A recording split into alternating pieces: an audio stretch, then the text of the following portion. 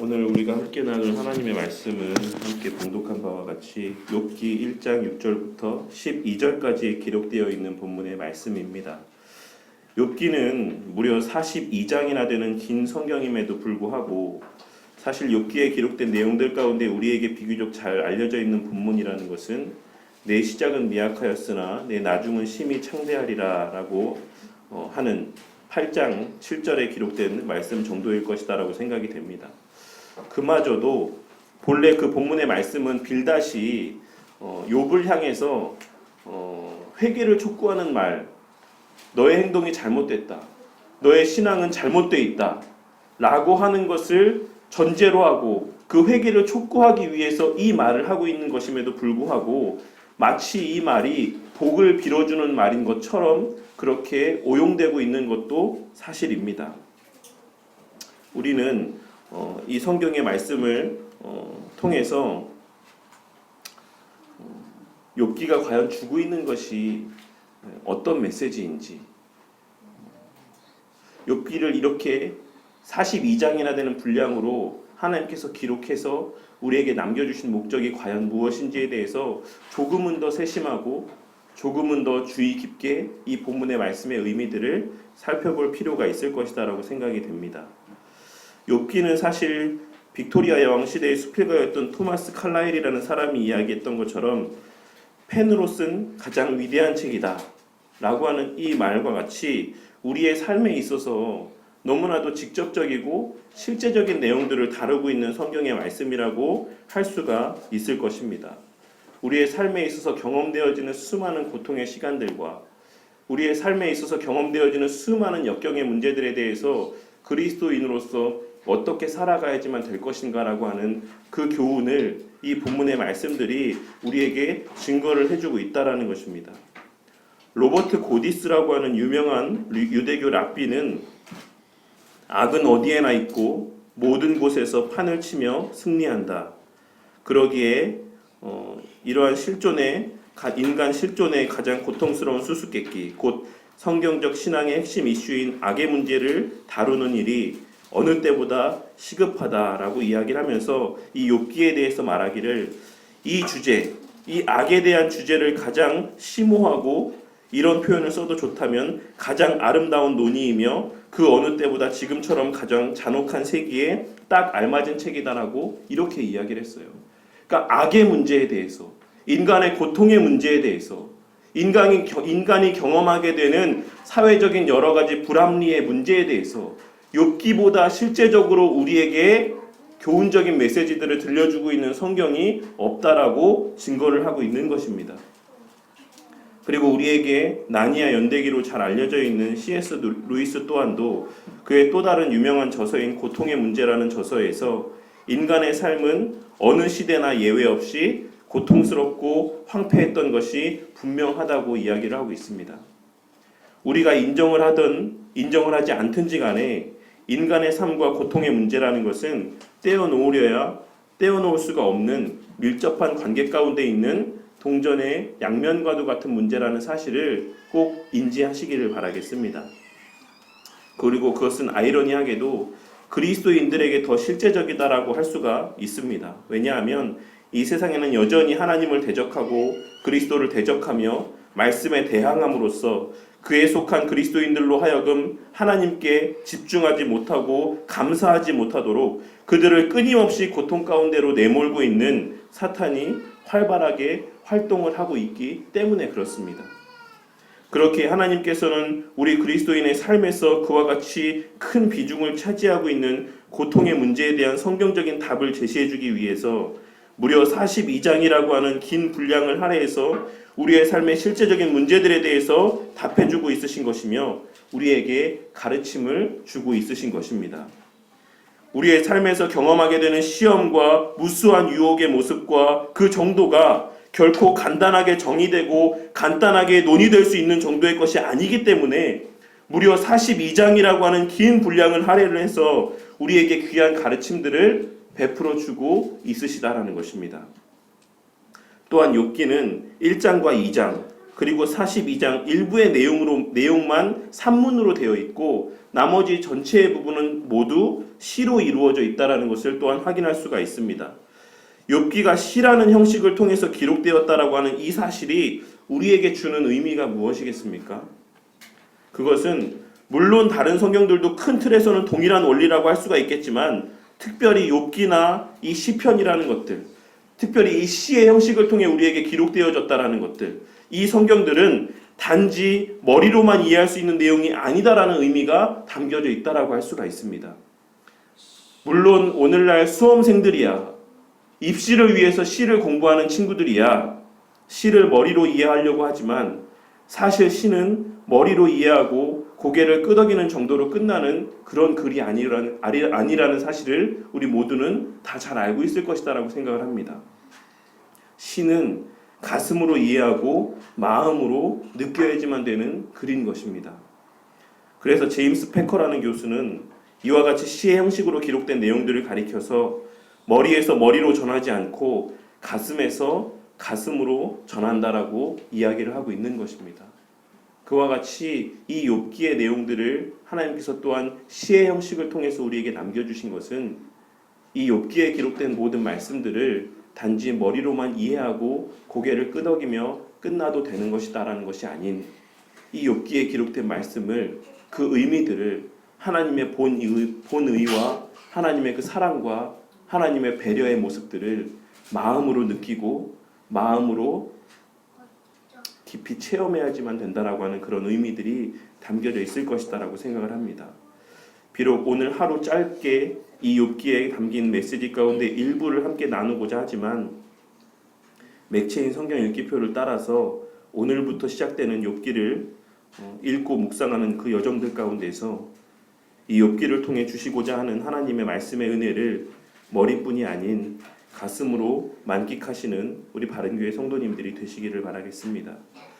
오늘 나눈 말씀에서의 교훈과 오늘 주보에 실린 욥기와 관련된 짧은 글의 내용이 하나의 도움의 수단이 되어서 우리 삶에서 우리에게 경험되어지는 끊임없는 고통의 문제들을 사용하여서 우리의 마음과 관심을 하나님으로부터 그 고통의 문제들로 돌리게 하고자 하는 사단의 노력 앞에 흔들리지 아니하고 그 시간들이 오히려 우리의 신앙을 더욱더 단단하게 하고 견고하게 만들어주는 수단이 되어 선용됨으로써 늘 우리의 마음과 관심과 가치와 그 모든 삶의 목적들이 변함없이 하나님의 영광만을 향하게 되는 은혜를 충만히 누리시는 우리 바른교회 성도님들이 되시기를 바라겠습니다.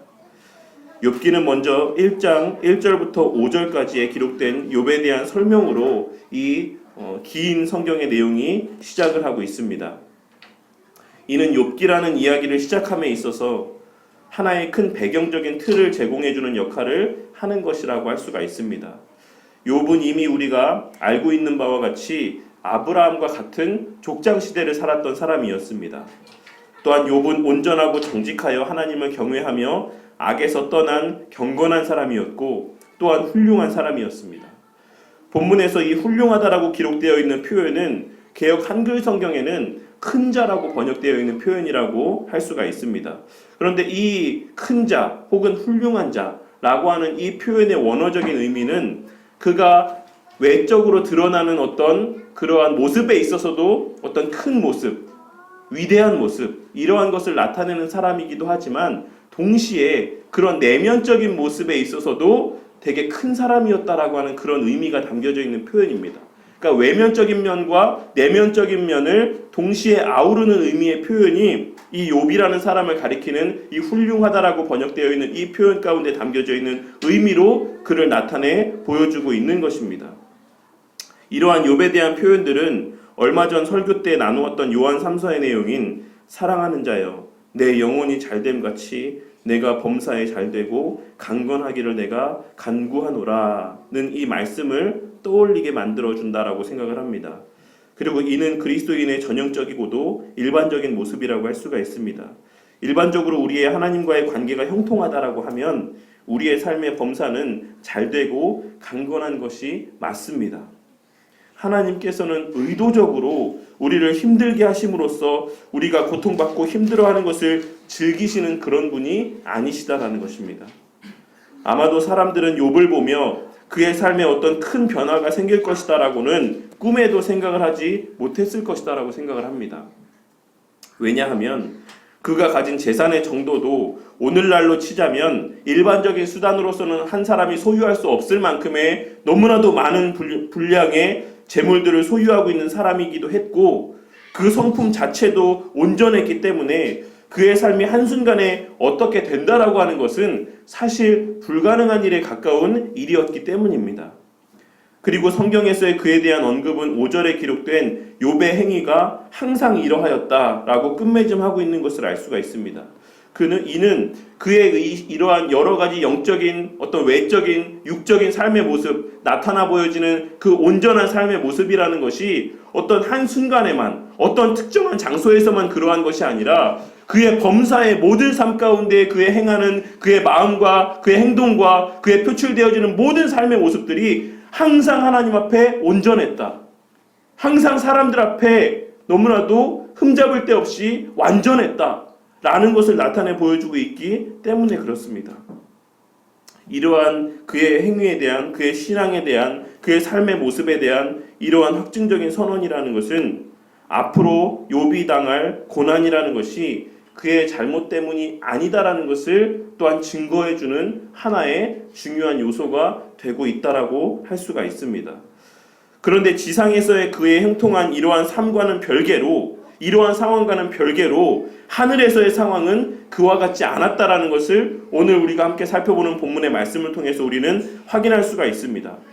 오늘 우리가 다루는 6절에서부터의 말씀에 기록된 표현에 통해서도 알 수 있는 것처럼 이것이 신인 동형 동성론적인 표현이라는 것을 우리가 확인할 수가 있습니다. 그러니까 천상에서 이와 같이 실제적으로 천사들과 하나님이 함께 모여서 회의를 하고 이런 모습이 실제적으로 있는 것은 아니다라는 것을 우리는 익히 잘 알고 있어요. 그런데 하나님께서 이와 같은 모습으로 우리에게 기록해 주신 것은 우리가 이해할 수 있도록, 우리가 우리 마음 가운데 이 이미지를 상상함을 통해서 이 모습에 대해서 하나님께서 누리고자 하시는, 깨닫게 하시고자 하는 그 의미들을 온전히 깨닫게 하시기 위해서 이러한 우리가 인간이 이해할 수 있는 표현들을 사용하셨다라는 것을 알 수가 있습니다. 하지만 이러한 표현들이 꾸며진 그런 묘사된 내용이라고 해서 이 논의들 자체가, 이러한 내용들 자체가 꾸며낸 이야기라고 생각해서는 안 될 것이다라고 생각이 됩니다. 이러한 논의들은 분명하게 있었던 것이고 사실적으로 이루어졌다라는 것을 우리가 꼭 마음에 새겨야지만 될 것이다라고 생각이 됩니다. 그런데 본문에 보시면 하나님과 천사들의 논의의 그 자리 가운데 사단이 나와왔다라고 기록하고 있는 것을 알 수가 있습니다. 이러한 묘사와 이러한 언급들을 통해서 하나님께서 우리에게 주시고자 하는 메시지는 크게 두 가지로 정리를 해볼 수 있을 것이다라고 생각이 됩니다. 첫째는 사탄도 하나님의 통치권 아래에 있다라는 사실입니다. 사단은 사소한 그 어떤 일도 임의로 할 수 있거나 하나님의 뜻에 반해서 행동할 수가 없다라는 것입니다. 그러니 예전에도 말씀드렸던 것처럼 이 세상을 선과 악의 대립구조로 바라보는 이러한 세계관을 갖고 살아가는 것이 얼마나 잘못되었다라는 것에 대해서 꼭 명심하시는 성도님들이 되시기를 바라요. 사단은 하나님의 뜻에 대항하고자는 하지만 그 대항할 수 있는 것조차도 하나님께서 허용하시지 않으면 대항조차도 할 수 없는 그와 같은 피조물에 불과하다라는 사실을 우리가 이러한 내용들을 통해서도 확인할 수가 있다라는 것입니다. 제가 그렇게 해도 되겠습니까? 제가 하나님의 허락하에 욥을 한번 건드려봐도 되겠습니까? 그 사소한 것조차도 하나님께 나와서 허락을 받아야지만 행할 수 있는 존재가 사탄이라는 사실을 이 본문의 말씀이 우리에게 증거를 하고 있는 것입니다. 또한 둘째로 그럼에도 사단은 이 세상 가운데 지대한 영향력을 발휘하고 있다라는 사실을 이 본문의 말씀이 우리에게 증거를 하고 있습니다. 하나님께서 사단에게 내가 어디서 왔느냐 라고 이렇게 질문하셨을 때 사탄은 대답하기를 땅을 두루 돌아 여기저기 다녀왔나이다 라고 이렇게 대답을 하고 있어요. 이 여기저기 두루 돌아 다녀왔다라고 하는 이 표현은 민수기 11장 8절과 예레미야 5장 1절에도 사용이 된 표현인데, 민수기에서는 만나를 찾아 돌아다니는 유대인들을 묘사할 때 이 표현이 사용이 되었습니다. 그리고 예레미야에서는 예레미야가 예루살렘 거리에서 의인을 찾아다니는 선지자의 모습을 묘사할 때 이 표현이 사용이 되었어요. 그러니까 두루 돌아 여기저기 다녔다라는 이 표현 가운데는 찾아다녔다라고 하는 의미가 담겨져 있는 것입니다. 그냥 보기 위해 다닌 것이 아니라 무엇인가를 찾기 위해 다녔다라고 하는 분명한 목적성을 띠고 있는 표현이 이 두루 돌아 여기저기 다녀왔다라고 하는 표현의 의미 가운데 담겨져 있다라는 것입니다. 그러므로 본문에서의 사단이 땅을 두루 돌아다녔다라는 이 표현은 사단이 하나님과는 다른 목적에서, 하나님과는 다른 의도에서 의인들을 찾기 위해 이 땅을 두루두루 돌아다녔다라고 하는 그런 의미가 담겨져 있는 것입니다. 이것을 전제로 해야지만 그 뒤에 이어지는 하나님의 이 사탄을 향한 질문을, 그 의미들을 온전히 이해할 수가 있어요. 8절에 그래서 하나님께서 무엇이라고 질문하고 있냐면 네가 내 종 욥을 주위에서 봤느냐? 라고 질문하고 있는 것입니다. 만약에 그냥 두루 돌아다니다 왔다라고만 이해를 한다라고 하면 하나님께서 이 질문하시는 것이 되게 뜬금없다라고 여길 수가 있겠죠. 하지만 이 표현 가운데는 사단이 하는 일이 이 세상 가운데 의인을 두루두루 찾아 돌아다니는, 의인을 면밀히 살피며 의인을 찾아다니는 그 일이라는 의미를 담고 있기 때문에 하나님께서 사탄을 향해서 그러면 네가 욥을 주위에서 보았느냐? 욥이라는 사람을 네가 발견했느냐? 라고 이렇게 질문을 하고 있다라는 사실입니다.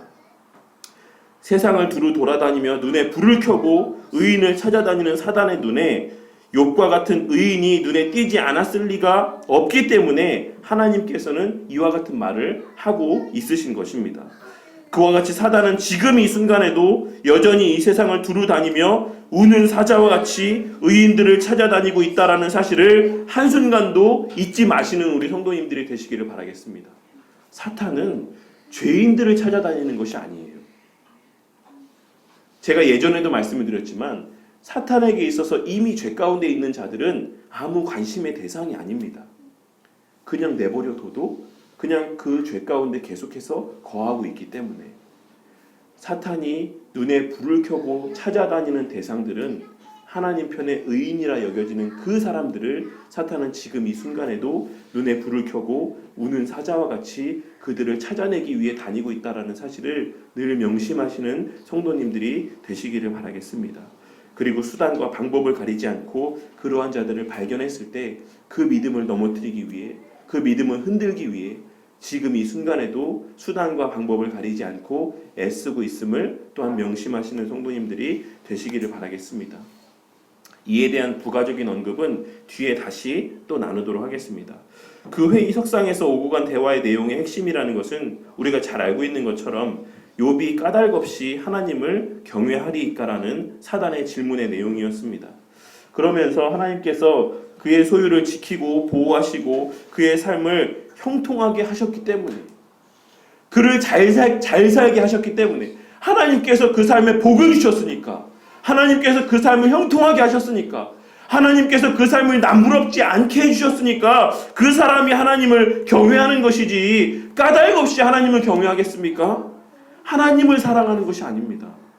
하나님이 주신 양과 소떼를 사랑하는 것이고 하나님을 경외하는 것이 아니라, 하나님을 귀하게 여기시는 것이 아니라 하나님이 베풀어 주신 자녀의 복을 더 욥은 귀하게 여기는 사람입니다 라고 이야기를 하고 있는 것입니다. 원문에는 그 표현의 그 뉘앙스가 온전히 번역이 되지 않았는데 원문의 뉘앙스에는 어떤 표현으로 기록이 되어 있냐면 하나님께서 그 소유물들을 거두어 가 보십시오. 그러면 분명히 욥이 하나님에게 욕을 할 것입니다.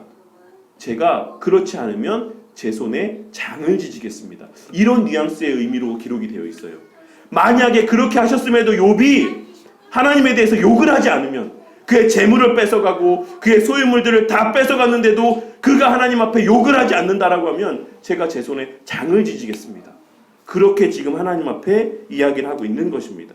그러자 하나님께서는 12절에 기록된 말씀에서와 같이 내가 그의 소유물들을 다 내 손에 맡기노라. 다만 그의 몸에는 내 손을 대지 말지니라 라고 말씀하시며 이후에 벌어질 욥의 고난을 허락하셨다라는 것을 우리가 본문의 말씀을 통해서 확인할 수가 있습니다. 물론 이 뒤에 이어지는 2장에 이어지는 말씀을 보시면 그의 몸까지도 손을 대는 것을 하나님께서 허락하셨다라는 것을 알 수가 있어요. 다만 그의 생명 외에는 하나님께서 모든 것을 사탄에게 내어주셨다라는 것을 우리가 본문의 내용을 통해 확인할 수가 있습니다. 오늘의 이 말씀이 우리에게 주는 유익이 무엇입니까? 그것을 몇 가지로 정리를 해보자면, 첫째로는 우리의 삶이 유지되고 있는 것 자체가 하나님의 인도와 보호하심의 결과라는 사실을 우리에게 깨닫게 해줍니다. 10절에서 사단은 하나님께 말하기를 주께서 그와 그의 집과 그의 모든 소유물을 울타리로 두르심 때문이 아니니까라고 이야기를 하고 있어요. 울타리가 하는 역할이 무엇입니까? 외부의 침입과 공격을 막아주는 역할을 하는 것이 울타리예요. 사탄이 하는 일이 무엇이라고 했습니까? 믿는 자의 신앙, 의인의 신앙을 흔들어 놓기 위해 수단과 방법을 가리지 않고 그들에게 고난과 고통과 여러 가지 삶의 시험들을 통해 그들의 그런 믿음을 흔들어 놓고자 하는 것이 사탄이 하는 일이라고 했습니다. 하나님께서 그의 그 모든 유혹과 시험들 가운데서 우리의 삶을 유지될 수 있도록 그렇게 보호하고 계시다라는 것이 이 표현을 통해 우리에게 증거되어지고 있다라는 것입니다. 욥의 삶이 평안한 것이 하나님의 인도와 보호하심의 결과라는 사실을 사단도 알고 있음에도 불구하고, 사단도 그 사실을 인지하고 자각하고 있음에도 불구하고 하나님의 자녀라고 하는 우리들이 그 사실을 인지하지 못하고 자각하지 못하고 살아갈 때가 너무나도 많이 있다라는 것이 안타까운 현실인 것입니다. 내가 아침에 눈을 뜨고 밤에 눈을 감게 되는 것 자체가 하나님의 보호하심의 결과이며, 우리가 밥을 굶지 않고 먹고 마시며 매일매일의 삶을 살아갈 수 있다는 것 자체가 우리의 삶을 하나님께서 울타리로 두르시고 계시기 때문이라는 사실을 명심하시는 성도님들이 되시기를 바라겠습니다. 하지만 지난 신학강좌 시간에도 말씀을 드렸던 것처럼 많은 사람들이 삶에서의 어떤 특별한 순간들을 맞이할 때에만 그것이 하나님의 은혜다라고 생각할 때가 많이 있는 것이 사실입니다. 범사에서의 통상 섭리를 통해 우리의 삶을 인도하시는 하나님의 은혜를 간과하며 살아갈 때가 우리 가운데 너무나도 많이 있는 것입니다. 혹은 내가 지금 누리고 있는 나의 삶의 그런 모습들이 내 노력의 결과라고 생각하는 사람들도 많이 있는 것이 사실입니다. 내가 잘나서, 내 신앙이 좋아서, 내가 특별해서 내가 지금의 이러한 환경 가운데 살아가고 있는 것이다. 내가 자격이 되니까 내가 지금의 이러한 형편 가운데 거하고 있는 것이다 라고 생각하는 사람들이 있다라는 것입니다. 하지만 오늘 말씀에서 욥이 어떠했습니까? 그는 하나님께서 공적으로 그에게 아무 흠도 찾아볼 수 없는 사람이라고 인정함을 받은 사람이었습니다. 그럼에도 불구하고 그가 누리는 모든 것들은 사단이 말한 바와 같이 하나님께서 그를 지키신 결과였다라는 사실을 잊지 마시기를 바랍니다. 그리고 그 보호하심의 손을 거두셨을 때 하나님께서 그래 내가 잠깐 내 보호하심의 손을 거두겠다라고 말씀하셨을 때 사단은 주저없이 그가 소유한 모든 것들을 다 가져갔다라는 사실을 깨닫는 명심하시는 성도님들이 되시기를 바라겠습니다. 우리의 모든 소유가 그러합니다. 우리에게 주어진 지금의 모든 삶의 형편들이 다 그렇습니다. 하나님께서 그 보호하심의 손길을 거두시면 언제 내게 그것이 있었냐는 듯이 온데간데 없이 사라질 수 있는 그 모든 것들이 내가 지금 누리고 있는 삶의 형편이라는 것을 꼭 기억하시기를 바라겠습니다. 내 삶에 있어서 당연한 것은 하나도 없어요. 내게 있는 건강, 내게 있는 가정, 내게 있는 직장, 내게 있는 모든 소유물들은 그 어느 하나도 당연하게 있는 것은 하나도 없다라는 것입니다. 우리의 삶의 모든 것들은 언제나 가변적이다라는 것을 잊지 말고 명심하며 살아가시는 성도님들이 되시기를 바라겠습니다. 우리에게 주어진 삶을 당연한 것이다라고 여기는 그것이 바로 우리의 삶에 하나님이 사라지게 만드는 그 시발점이 된다라는 사실을 꼭 깨닫는 은혜가 있으시기를 바라겠습니다. 범사에서의 삶 가운데 하나님께 감사하고 만족하는 그러한 성도님들이 되셔야지만 된다라는 것입니다.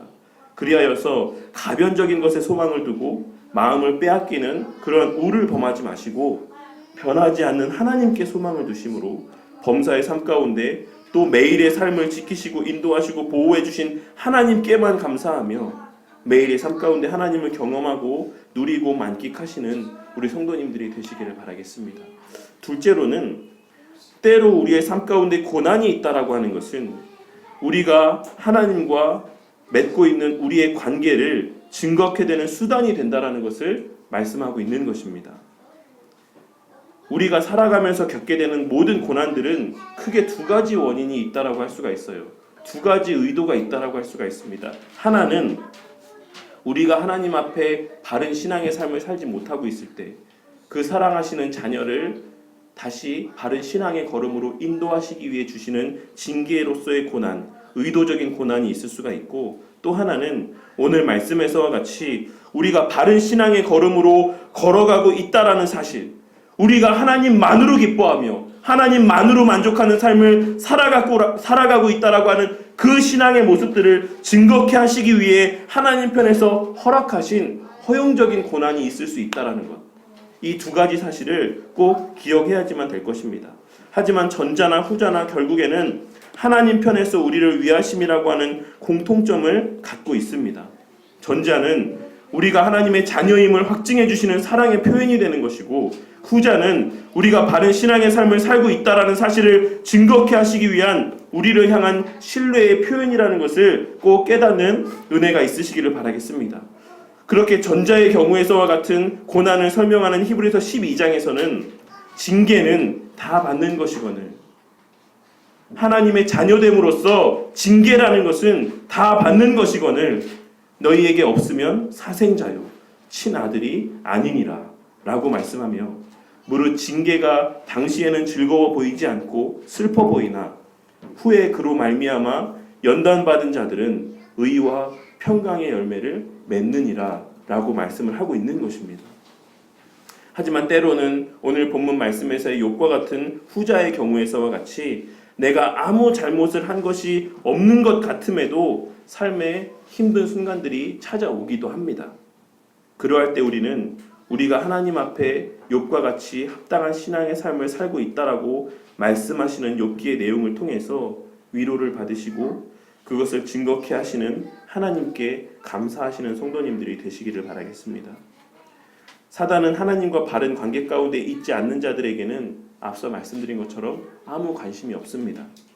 그러한 면에서는 어쩌면 악인이 형통한 것이 당연한 일일지도 모르겠습니다.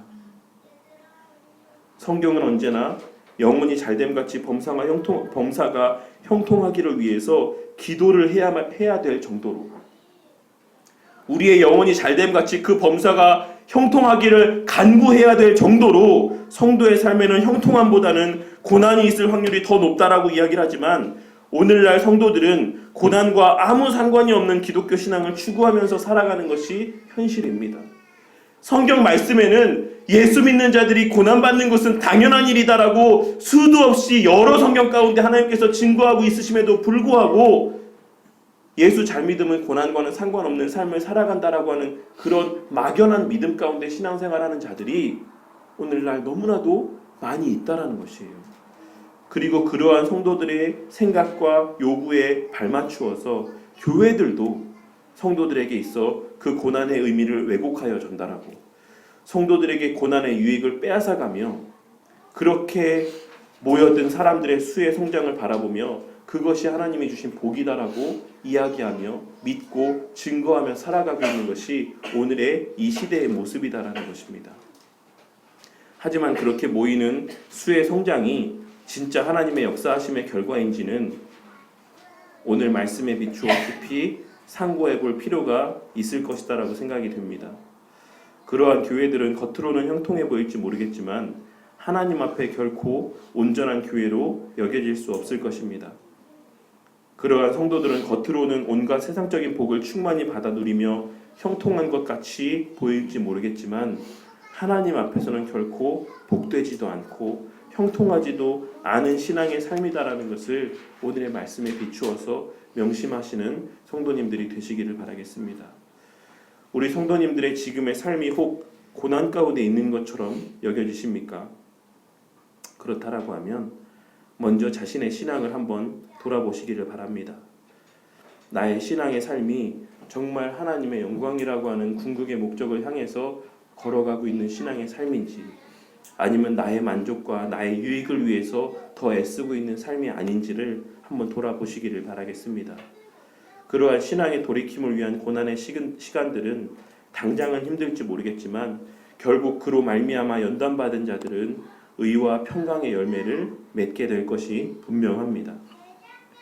그리고 혹 아무리 생각해봐도 내가 지금 하나님 앞에 온전치 못한 것이 없는 것 같다고 생각이 되시면 그 고난을 나의 신앙의 온전함에 대한 하나님의 확증적인 선언이라 생각하시고 기뻐하시는 우리 성도님들이 되시기를 바라겠습니다. 우리 예지가, 우리 찬주가, 우리 미희가 어찌 까닭없이 하나님을 경외하리이까?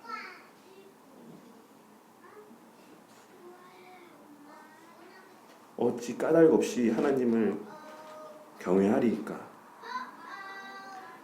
그의 소유물들을 치소서. 그리하시면 틀림없이 주를 향해서 욕하지 않겠나이까? 라고 이야기하는 사단을 향해서 우리 하나님께서는 지금 이 순간에도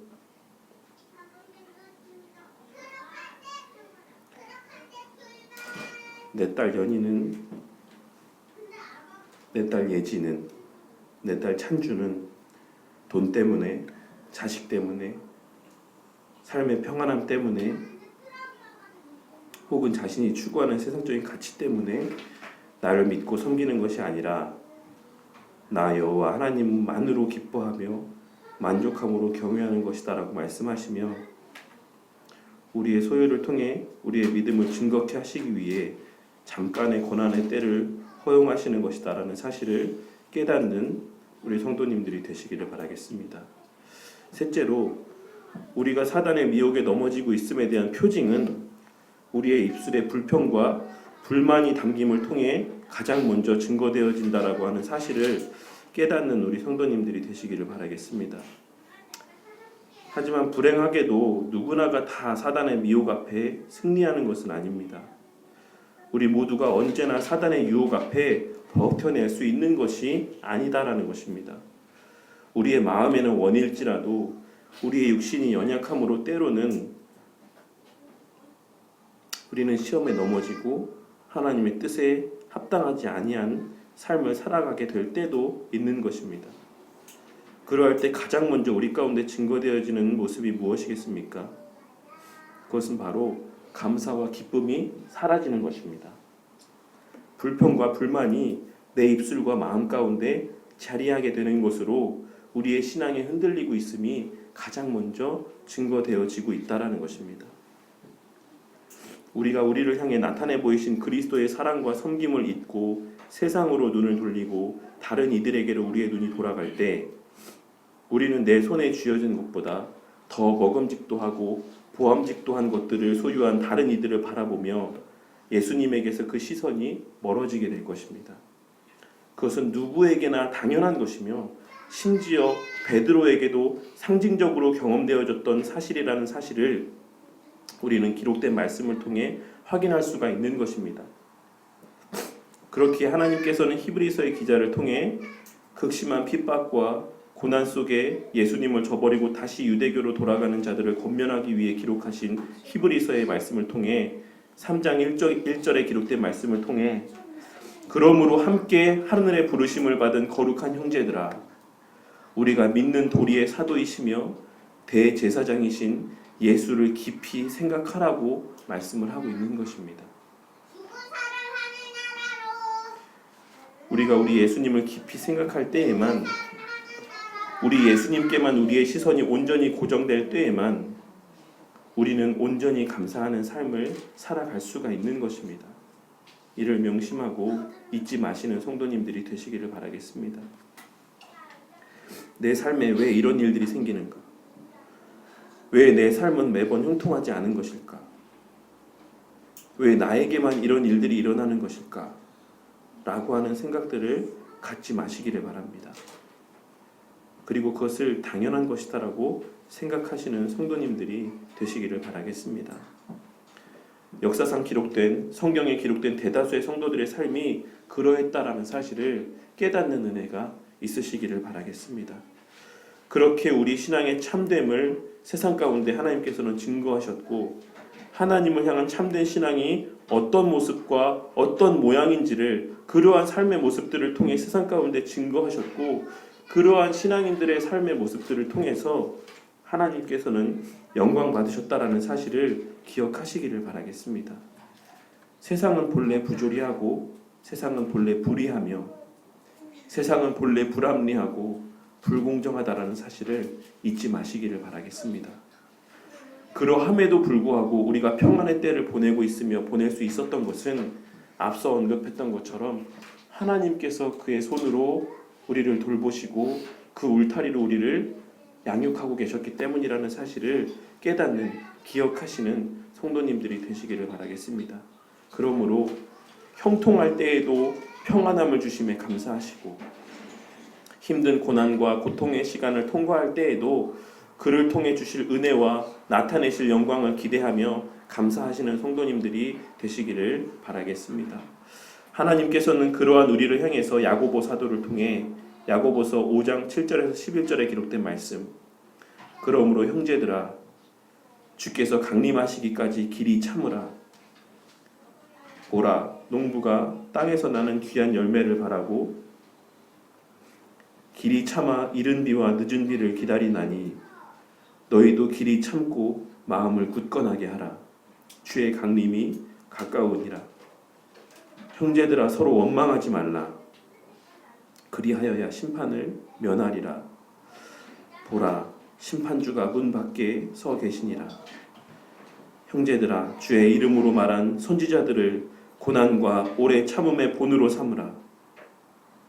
보라, 인내하는 자를 우리가 복되다 하나니 너희가 욥의 인내를 들었고 주께서 주신 결말을 보았거니와 주는 가장 자비하시고 긍휼히 여기시는 이시니라 라고 말씀하고 있는 것입니다.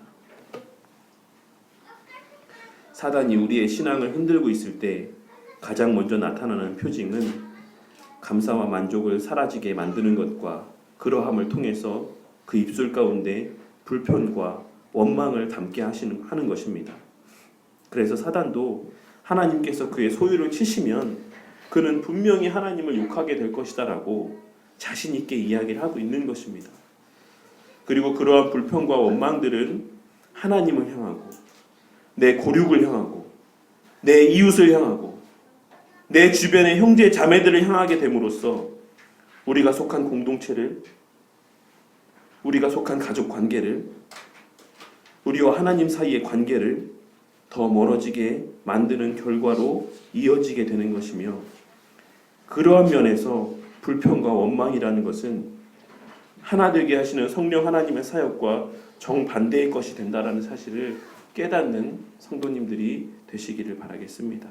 그것이 사단이 하는 일입니다. 그것이 사단이 우는 사자와 같이 의인을 찾아다니며 하나님의 허락하심 가운데 그들을 고통 가운데 몰아넣는 이유가 되는 것입니다. 하나님을 향해서 욕하게 만드는 것, 우리의 말과 행동으로 하나님을 욕되게 만드는 것, 그것이 바로 사단이 우리에게 고난의 시간들을 주는 이유인 것입니다. 이 사실을 기억하시고 내 입술에 불만족의 말들, 더 나아가 불평과 원망의 말들이 담기려 할 때에 더욱더 말씀 보고 기도하시기를 바라겠습니다. 너무 힘들어서 기도가 나오지 않을 수도 있습니다. 그렇게 기도가 나오지 않는다라고 하면 그저 하나님 앞에 한숨이라도 내시기를 바라겠습니다. 뒤에 이어지는 말씀에서 욥이 그와 같은 일을 겪게 되었을 때 그가 겉옷을 찢고 머리털을 밀고 땅에 엎드려질 만큼 그가 힘들었을지라도 그가 하나님 앞에 예배드리는 모습으로 나아갔다라는 사실을 명심하시는 성도님들이 되시기를 바라겠습니다.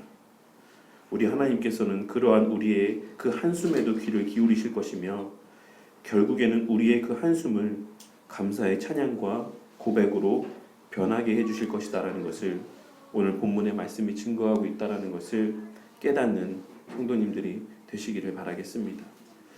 욥기의 핵심은 의인도 고난을 받을 수 있는가라는 것입니다. 그리고 그 질문에 대해서 하나님께서는 그렇다라고 답변하고 계십니다. 오히려 의인이기에 고난과 더 가까운 삶, 고통의 시간들 근처를 맴도는 그러한 삶을 살게 될 수 있다라고 말씀을 하고 있는 것입니다. 그럼에도 불구하고 우리의 삶을 유지시켜 주시는 분이 우리 하나님이시기에 우리는 매일의 삶 가운데 감사할 수 있는 것이다라고 또한 말씀하고 있습니다. 그렇게 본질적으로 욥기는 욥을 사랑하시고 귀하게 여기시는 하나님, 나를 사랑하고 귀하게 여기시는 우리 하나님에 대한 내용을 증거하고 있는 성경이다라는 사실을 놓치지 마시기를 바라겠습니다. 욥에게 주목하느라 그 욥의 이면에서 살아 역사하시는 하나님을 놓치는 우를 범하지 마시는 우리 성도님들이 되시기를 바라겠습니다. 그렇게 욥기는 하나님에 대한 말씀인 동시에 또한 그 하나님과 우리의 관계를 이어주는 예배와 관련된 말씀이기도 한 것입니다. 우리의 예배의 대상인 하나님께서 어떤 분이신가에 대한 기록이며 그 하나님께 드려지는 예배는 어떠해야 되는가를 말씀하고 있는 성경이며 그러한 참된 예배자를 향해 하나님께서 베푸시는 은혜가 무엇인가를 말씀하고 있는 성경이 바로 이 욥기라는 사실을 꼭 깨닫고 이 42장까지 이어지는 욥기의 말씀들을 찬찬히 묵상하며 그 은혜들을 하나도 남김없이 받아 누리시는 우리 성도님들이 되시기를 바라겠습니다. 우리 성도님들은 무슨 까닭에 하나님을 사랑하고 섬기고 경외하며 이 자리에 나와 예배를 드리십니까?